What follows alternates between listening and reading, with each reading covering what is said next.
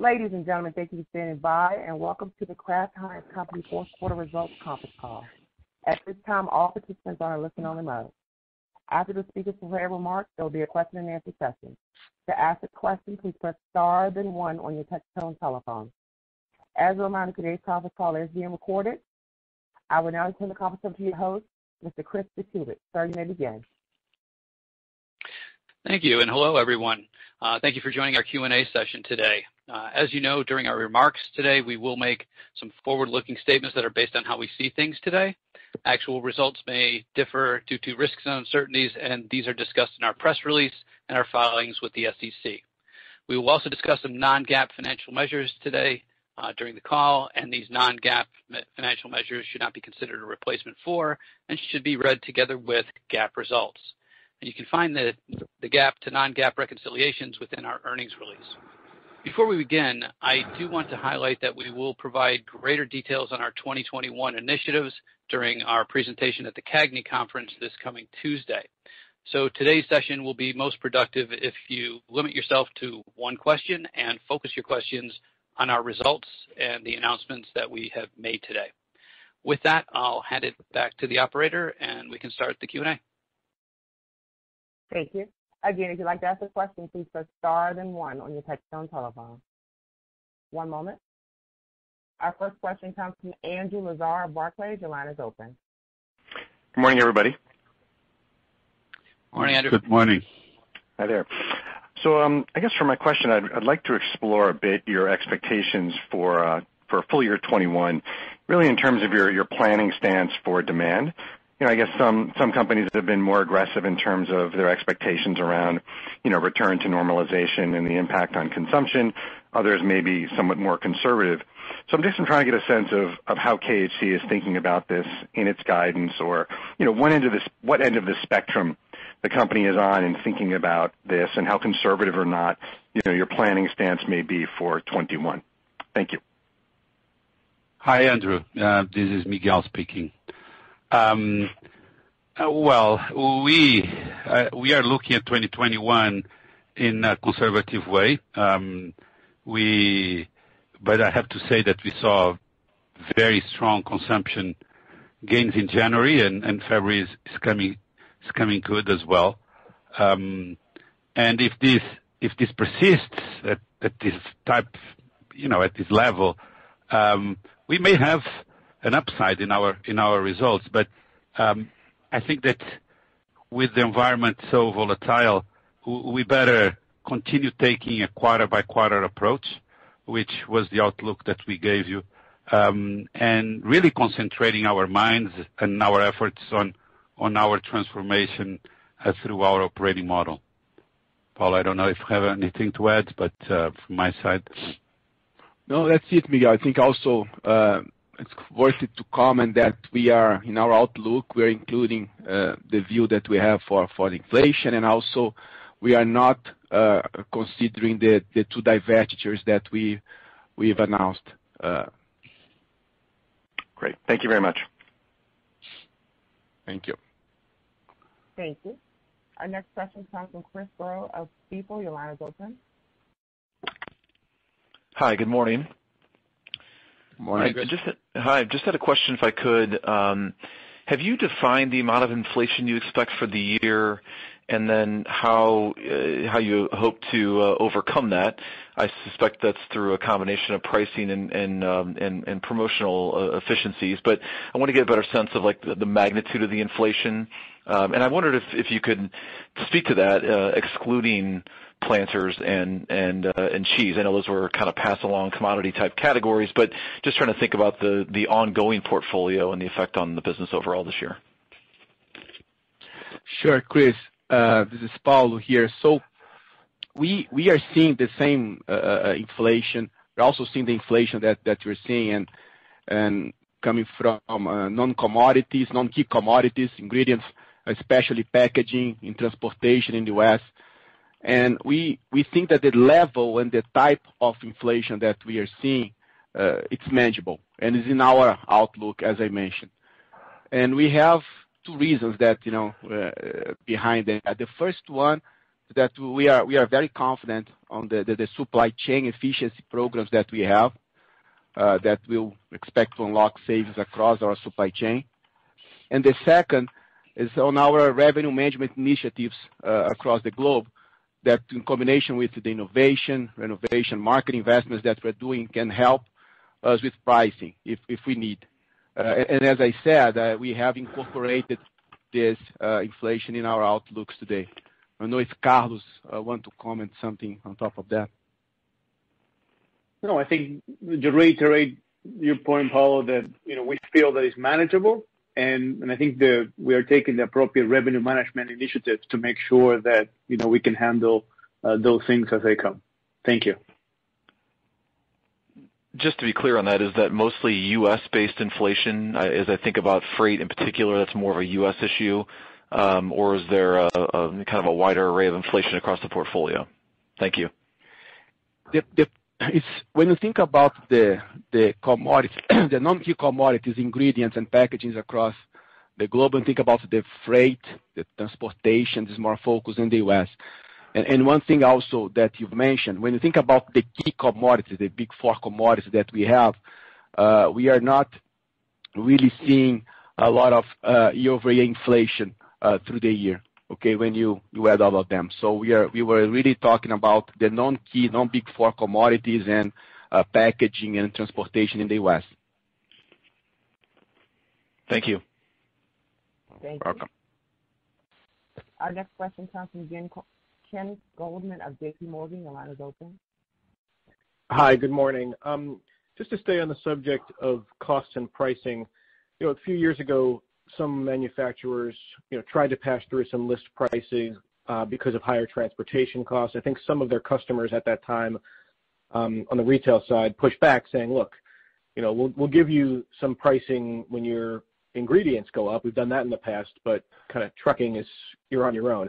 I would imagine that this time around it's a little bit different. I just kind of wanted to get a sense for, given your higher costs in packaging, higher transportation, and given the lack of elasticity among consumers right now, how reluctant are some of your customers to allow you to take some pricing, whether it's on the list side or on fewer promos? I just wanted to get a sense for your relationship with them and how much pushback you're getting on any kind of price increases you're trying to push through.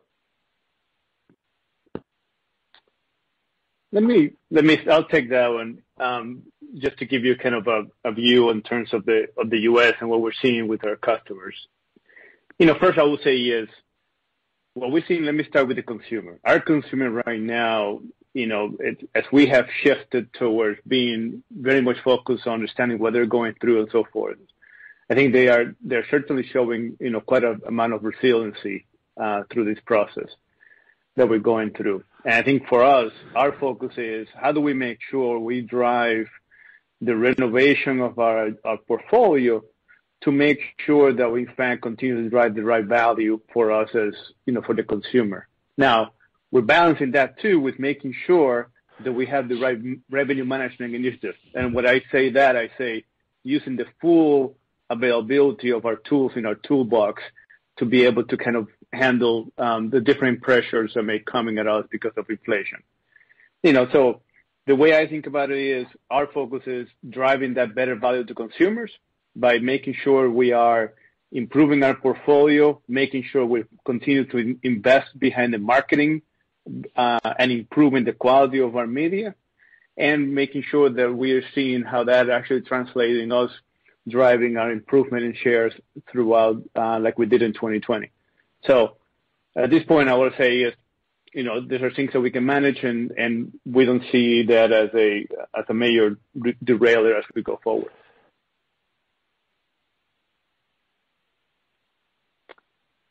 Thank you. Thanks for the question.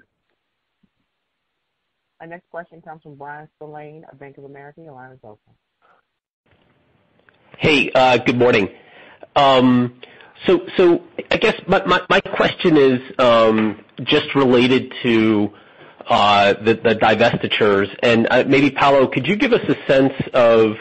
I know we have a sense now of what the deleveraging impact will be, but could you give us a sense of maybe what the dilution would be to EBITDA or to earnings, and I guess trying to get underneath not just EBITDA going out the door, but maybe the scope of stranded overhead, or is there any other meaningful costs that we should be thinking about as we're sort of trying to look at the model ex divestitures?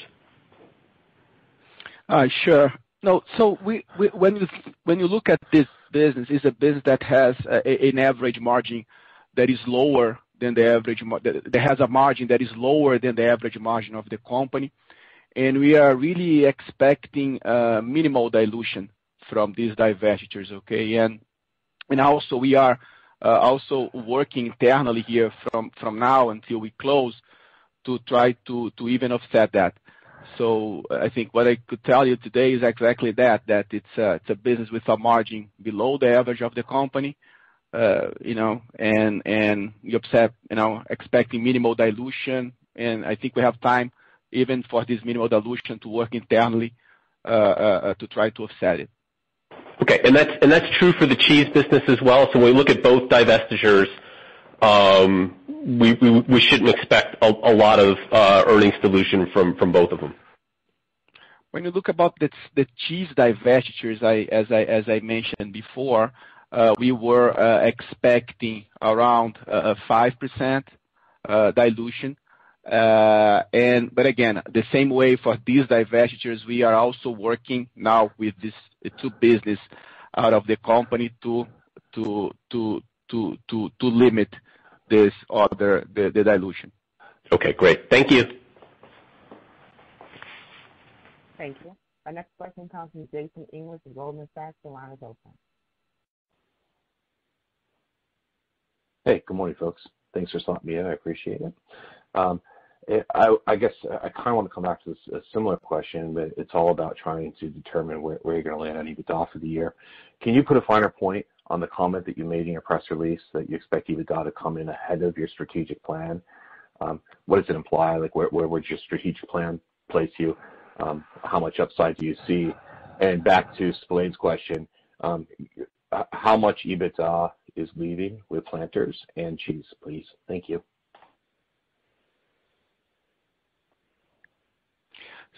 So it's Paulo again. So listen, we are not giving point estimations for our full year 2021 EBITDA, but what we are conveying here is that we, as Miguel mentioned, we are having a very good start for 2021. I think we gave a good clarity on our investor day about the curve that we had for our EBITDA through our strat plan, and again, we are seeing a upside on that. And this upside is coming from not only from at-home consumption that we are seeing coming from the COVID situations, but also from better performance that we're having in the business in many areas of the business, including supply chain. So that is how we are seeing that. And again, of course, we're going to be lapping at a very strong 2020 performance, but we're very confident in how we are starting the year and the potential upsides that we have. And I'm very happy that we are seeing a stronger beginning of the year and a stronger potential performance for us in 2021.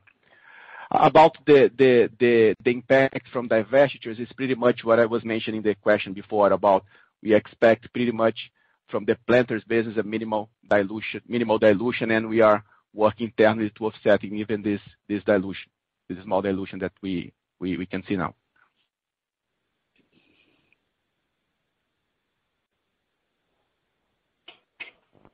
Thank you. Our next question comes from David Palmer of Evercore ISI. Your line is open. Hi. Good morning. Just wanted to follow up on the cost picture, productivity savings, and other things that might impact 21 versus 20. It sounded like you said that the commodity costs would be fairly benign, but perhaps you can dig into that versus freight and logistics, where we've heard about some inflation and how that might net across against your productivity plans. Thanks.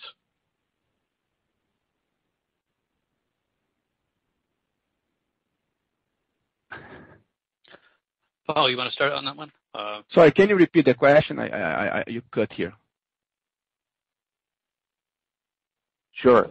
Question on on some of the gives and takes with regard to your margins and EBITDA for 21.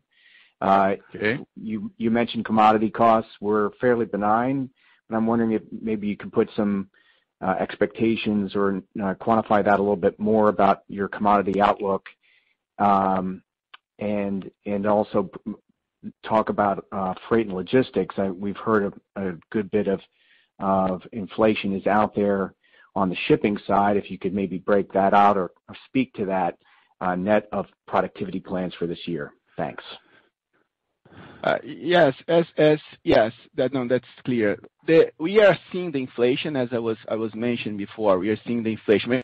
When you separate this, we're seeing inflation coming from the same type of inflation that you're seeing. It's a broad inflation from non-key commodities and also packaging, and we're also seeing inflation coming on the transportation in the U.S. Okay, on the big four commodities that we have, we are not seeing any over inflation. Okay, so it's more stable. And as I was mentioning, the type of inflation that we're seeing and the level that we're seeing, we believe is manageable through not only the supply chain initiatives that we have, but also with the revenue management initiatives that we were describing. Carlos was mentioning in few questions ago. But again, we are seeing the inflation. We believe is manageable and is embedded in our outlook. Thanks. Welcome. Thank you. Our next question comes from Alexia Howard of Bernstein. Your line is open.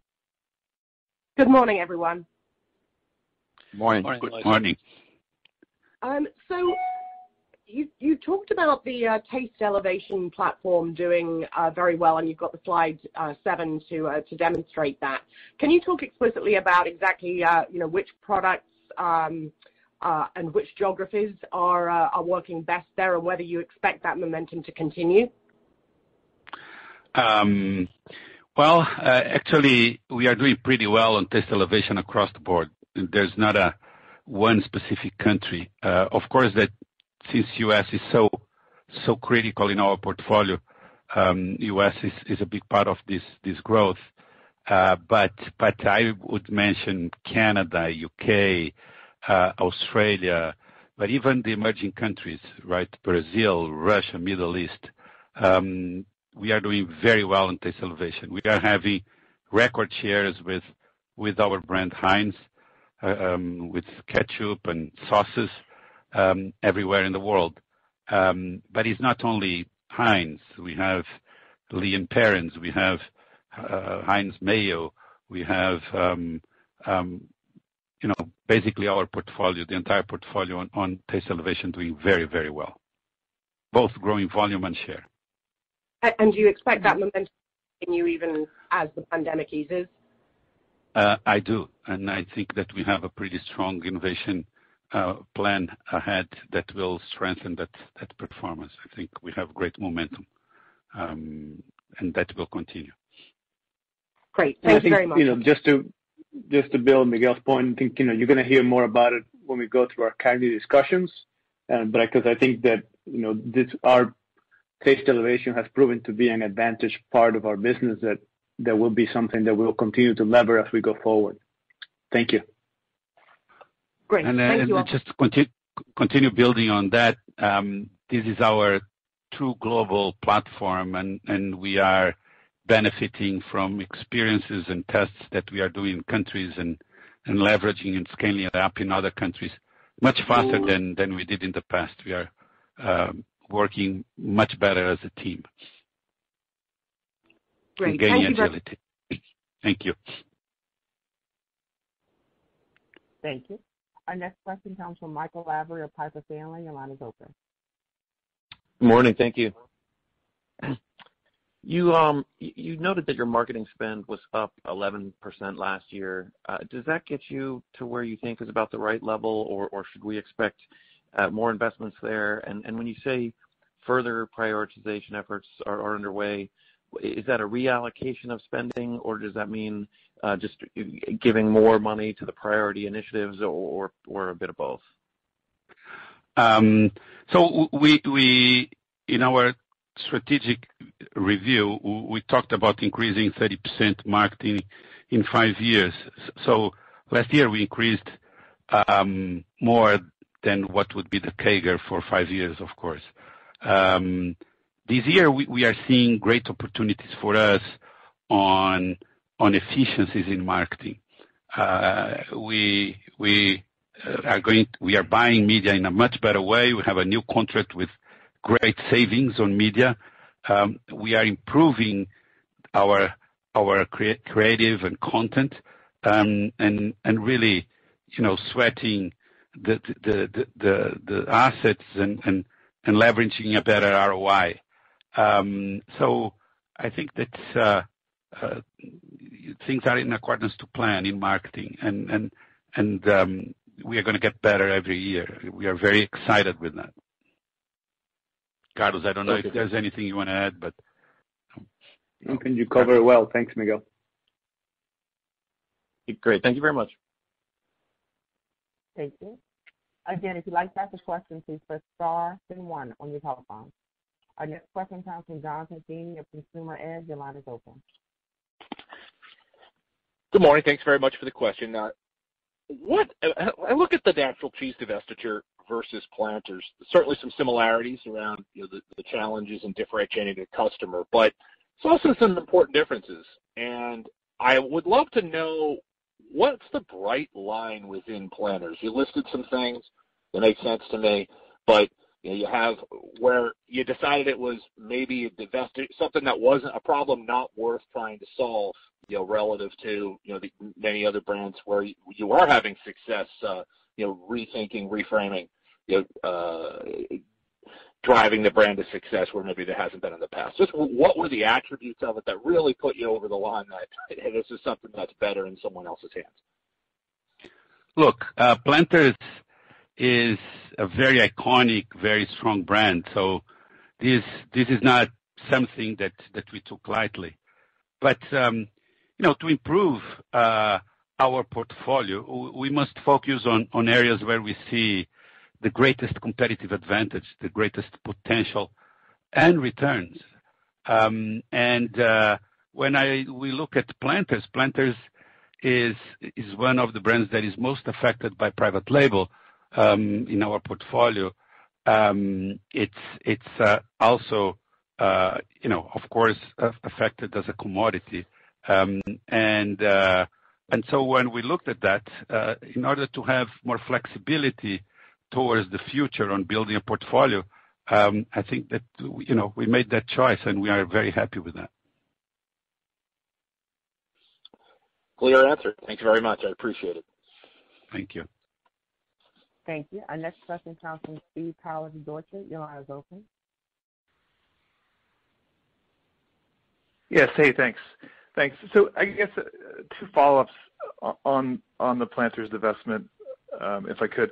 First is just the 15 times EBITDA multiple that you articulate on slide 22 of your deck today. I just want to clarify, does that include overheads in the implied EBITDA base that will be stranded? I appreciate that you'll try to offset that, but just wanted to confirm. And then strategically, I guess just to press a bit on Jonathan's questions from a moment ago, back in September, real food snacking was something that you highlighted as a growth platform, and I'm assuming it still is. Planters was part of that. And so I appreciate and understand the rationale that you're articulating today around why Planters might not fit as well going forward, especially at the deal price that you've announced today. But was there a strategic pivot? Was there something that happened between September and today, aside from an offer coming in, that changed your perspective on Planters? Because again, it was positioned as part of that growth platform 5-6 months ago. Thank you. Okay, so let me get the first one here and then ask Carlos to take the second part of your question. So yes, when we look at the multiple that we disclosed, that is like 15 times 2020 and 17 times 2019. It includes some small allocation of strand costs, a small part of that. That it includes in both numbers, okay, in the 17 times 2019 and the 15 times 2020. I'm going to ask Carlos to get the second part of your question about the platform. Yeah, thank you. And you're right. The idea of us focusing on real food snacking is something that we laid out in September, and we continue to be very much focused on driving that as part of our growth platform. And that, just want to be clear, that has not changed. I think today you saw in the press release that we highlighted there's still two specific areas within real food snacking that we believe we have huge amount of advantages, and we're going to continue to drive those as we go forward. Specifically, we think about real fuel for kids, where Lunchables is a cornerstone of that particular area and segment, as well as real meal alternative, where we think about adults' opportunities to substitute meals, things like what we see in areas like P3, for example. So when I look at the entire strategy, I think is for us, we continue to stay focused on real food snacking. The transaction today is actually only going to help us add additional fuel to support that strategy that we laid out in September. Thanks for the question. Thank you. Our next question comes from Jenna Giannelli of Goldman Sachs. Your line is open. Hi, good morning. Thanks so much for taking the question. In your prepared comments, you said that IG was important to you, but obviously without sacrificing the speed of the transformation. I'm curious in your mind where the business and leverage needs to be in order to get to IG, and in your mind, what are the primary benefits of achieving that rating? Thank you. Hi, let me take this one. Listen, we believe investment grade, as I said, is important for the company. As we were mentioning also, we closed the year at 3.7 times.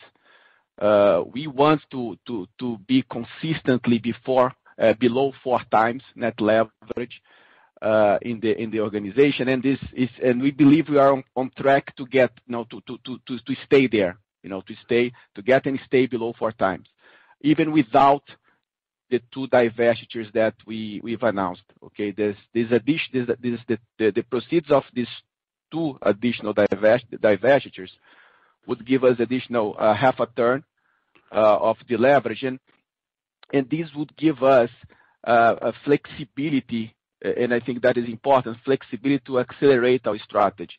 And this acceleration would come like organically, inorganically, with the initiatives that we are following here. And again, that is the plan that we have today. We want to keep the leverage below 4 times, and we are on track to be there. I think the proceeds from the divestitures are going to give us additional flexibility to accelerate our strategy. And again, we are very comfortable with the path that we are having in terms of the leveraging with our credit position. So we are feeling very good on the capital structure and credit side. Thank you. Thank you. At this time, I'd like to turn the call back over to Miguel Patricio for any closing remarks. Okay, well, I wanted to thank you all for being with us here. I just wanted to finish and say that we couldn't be more optimistic and positive about the momentum that we have in the company right now. We are progressing fast in this transformation journey that we are. We have today a very different company that we had just 12 months ago. We have a much better team. We have a far better employee morale and engagement. Despite the fact that we've been all working from home, we have the priorities in terms of strategy and geographies very well defined. So we have a north. We talked about efficiencies and in the supply area, and we brought them. We executed them, despite the fact that we had the best year in quality and safety in our plants. We put back in marketing $100 million in 2020, and we are starting the year strong. Jan and Feb are strong months for us. Have new households with getting better in market share every quarter. We have a very strong renovation in innovation that we are going to share with you better at CAGNY. Investment levels are ramping up. And, from a financial standpoint, this transformation is well underway. We are on track to remain below 4x leverage. The 2021 financial will be ahead of our strategic plan, and the divestitures that we just announced will accelerate the leveraging, increasing flexibility for a creative investment. So we, 1 year ago, we had a lot of hopes and plans. I would say we are ahead of where we thought we could be. Thank you very much. Thank you for your time. Ladies and gentlemen, this does conclude today's conference. Thank you all for participating. You may all disconnect. Have a great day.